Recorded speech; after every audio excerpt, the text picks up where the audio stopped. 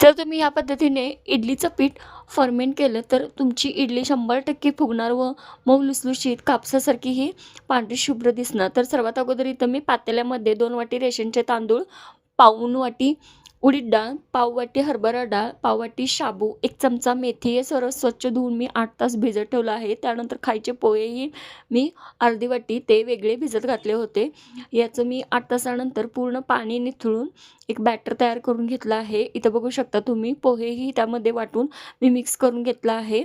1 चमचा सोडा घालून याला मी रात्रभर फर्मेंट करण्यासाठी ठेवलं होतं. दुसऱ्या दिवशी इथं मी इडली पात्राला तेल लावून जे तयार पीठ होतं ते असं पात्रामध्ये घालून घेतलं आहे.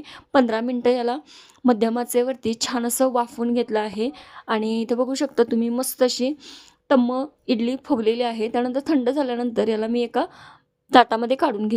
इडलीसोबत खाण्यासाठी मी खोबऱ्याची चटणी व लाल चटणी